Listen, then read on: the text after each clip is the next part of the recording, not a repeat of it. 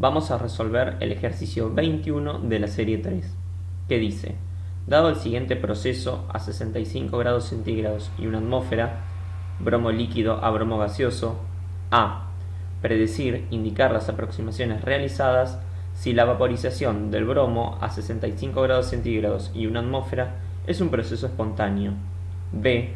Calcular en forma aproximada la temperatura de vaporización del bromo líquido a una atmósfera.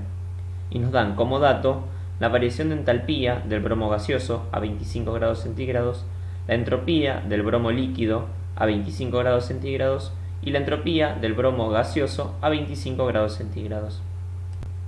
En el ítem A vamos a determinar la espontaneidad del proceso, para lo cual vamos a realizar dos aproximaciones. La primera, que en el rango de temperatura del ejercicio, la variación de entalpía y de entropía son constantes, es decir, que la variación de entalpía y la variación de entropía no varían con la temperatura. La segunda, que la presión y la temperatura son constantes. Bien, en el primer paso vamos a calcular la variación de entropía. La variación de entropía la vamos a calcular como el número de moles por la entropía del bromo gaseoso menos el número de moles por la entropía del bromo líquido, es decir, el número de moles por la entropía en el estado final menos el número de moles por la entropía en el estado inicial. Cuando reemplazamos por los datos del problema, nos da una variación de entropía de 93,12 Joule por Kelvin. Si lo referimos a un mol de sustancia, nos da una variación de entropía de 93,12 Joule por Kelvin mol. Notar esa diferencia de unidad. En un segundo paso, vamos a hacer el cálculo de la variación de energía libre de Gibbs, es decir, el delta G.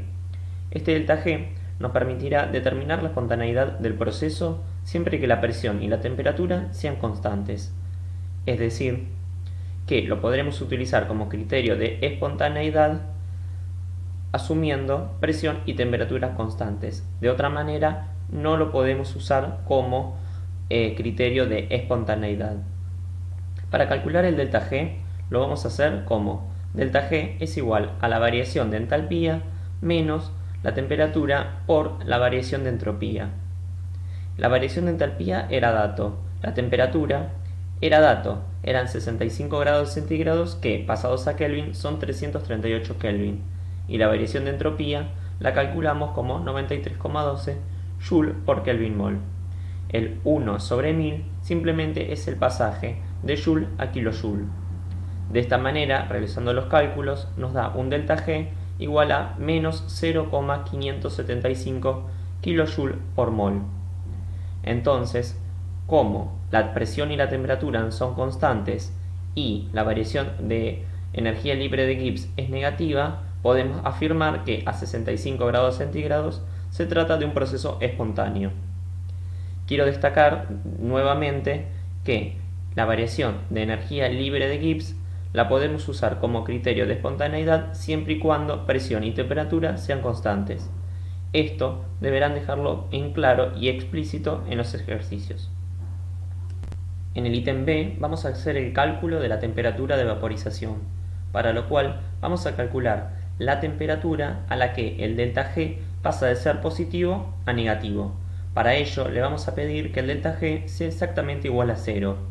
Entonces, si reemplazamos delta G igual a 0 en la ecuación que nos dice que delta G es igual a delta H menos T por delta S, podemos despejar que la temperatura es igual al cociente entre la variación de entalpía y la variación de entropía.